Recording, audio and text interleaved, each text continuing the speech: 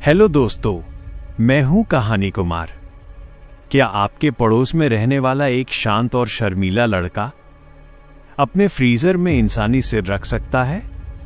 क्या कोई इंसान इतना गिर सकता है कि वो न सिर्फ कत्ल करे बल्कि लाशों के साथ वो सब करे जिसे सुनकर रूह कांप जाए?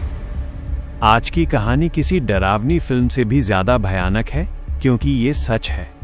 ये कहानी है उस मिल्वॉकी मॉन्स्टर की जिसने 13 सालों तक पुलिस की नाक के नीचे 17 बेगुनाह लोगों का शिकार किया और किसी को भनक तक नहीं लगी।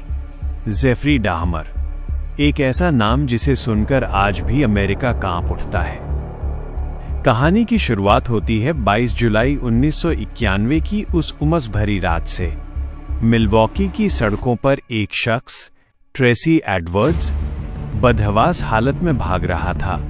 उसके एक हाथ में हथकड़ी लटकी हुई थी और उसकी आंखों में मौत का खौफ था। उसे पुलिस की एक गाड़ी दिखी। ट्रेसी ने चिल्लाकर उन्हें रोका और कहा, वो मुझे मार डालेगा। उस अपार्टमेंट में एक शैतान रहता है।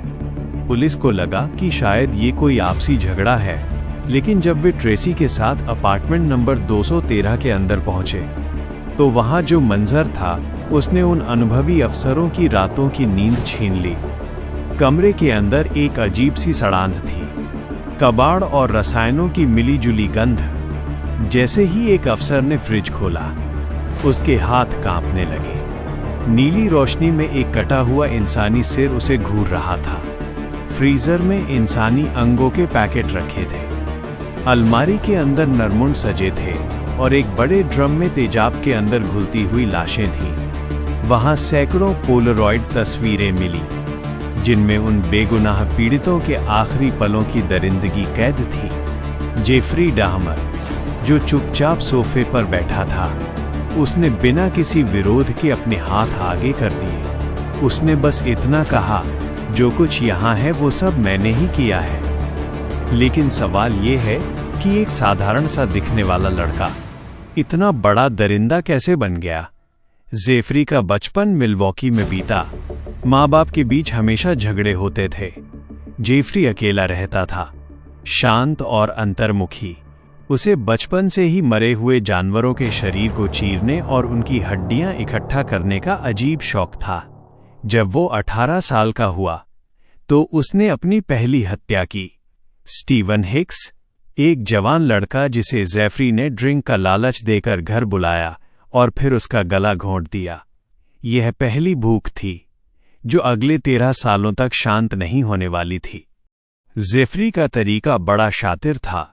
वह गे बार या बस स्टॉप पर जाता, लोगों से दोस्ती करता और उन्हें फोटो खिंचवाने या साथ में ड्रिंक पीने के बहाने अपने घर ले आता। वहां वो उनकी ड्रिंक में नींद की गोलियां मिला देता। जब शिकार बेहोश हो जाता तो जेफरी उसका गला घोंट देता।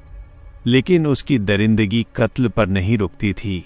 वो लाशों के साथ बलात्कार करता, उनके टुकड़े टुकड़े करता और कुछ हिस्सों को यादगार के तौर पर अपने पास रख लेता। आखिरी सालों में तो वो इतना गिर गया कि उसने इंसानी मांस खाना भी शुरू कर दिया था। श्रोताओं, जरा सोचिए उस खौफ के बारे में। जेफरी के पड़ोसियों ने कई बार बदबू की शिकायत की, आरी चलने की आवाजों की शिकायत की, लेकिन पुलिस ने कभी गंभीरता से जांच नहीं की। एक बार तो हद ही हो गई। 14 साल का एक बच्चा, कॉराक सिंथासोमफोन, नग्न और घायल हालत में जेफरी के चंगुल से भागकर सड़क पर आ गया। पुलिस वहां पहुंची, लेकिन जेफरी ने उन्हें अपनी मीठी बातों में उलझा लिया। उसने कहा कि ये उसका बड़ा बॉयफ्रेंड है और वे बस लड़ रहे थे। पुलिस ने उस बच्चे को वापस उस शैतान के हाथ में सौंप दिया। उसी रात जेफरी ने उस बच्चे की जान ले ली। क्या पुलिस की ये लापरवाही कत्ल से कम थी?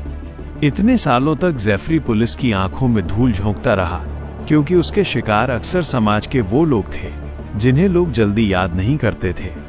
लेकिन जब ट्रेसी एडवर्ड्स वहां से भागा तो जेफरी का काला साम्राज्य ढह गया। कोर्ट में ट्रायल शुरू हुआ। जेफरी ने सब कुछ कबूल किया, एक एक खौफनाक विवरण दिया। उसे 15 बार उम्र कैद की सजा हुई, यानी कुल 957 साल। लेकिन क्या जेल की दीवारें उसे उन रूहों से बचा सकती थीं जिनका उसने शिकार किया था? दोस्तों, जब हम ऐसी कहानियां सुनते हैं तो हमें एहसास होता है कि खतरा हमेशा बाहर नहीं, कभी कभी हमारे पड़ोस की बंद दीवारों के पीछे भी हो सकता है। अगर आपको ये कहानी जागरूक करती है और आप चाहते हैं कि न्याय की आवाज हमेशा बुलंद रहे, तो इस वीडियो को लाइक और शेयर जरूर करें। ऐसी ही रूह कंपा देने वाली सच्ची दास्तानों के लिए हमारे साथ जुड़ें और सब्सक्राइब करें, ताकि कोई भी सच अंधेरे में न रहे। कमेंट में अपनी राय जरूर दें। 18 नवंबर 1994 की सुबह जेल के अंदर ही एक कैदी क्रिस्टोफर स्कारवर ने लोहे की रॉड से जेफरी डाहमर का सिर कुचलकर उसे मौत के घाट उतार दिया। जेफरी की मौत उतनी ही हिंसक थी जितने उसके अपराध थे। वो 34 साल की उम्र में मर गया, लेकिन पीछे छोड़ गया उन 17 परिवारों का कभी न खत्म होने वाला दर्द। जेफरी डाहमर की कहानी हमें सोचने पर मजबूर करती है कि क्या अकेलापन और नफरत किसी इंसान को सच में राक्षस बना सकते हैं? क्या हमारी न्याय व्यवस्था और समाज उन संकेतों को देख पाने में नाकाम रहा जो सालों से चिल्ला चिल्ला कर आगाह कर रहे थे? और सबसे बड़ा सवाल, क्या आज भी हमारे बीच कोई ऐसा चेहरा छिपा है जो दिन में आम दिखता है पर रात के अंधेरे में एक हैवान बन जाता है? ये सवाल आज भी मिल्वॉकी की उन गलियों में गूंज रहा है। फिर मिलेंगे एक और अनसुनी, दिल दहला देने वाली दास्तान के साथ। अलविदा।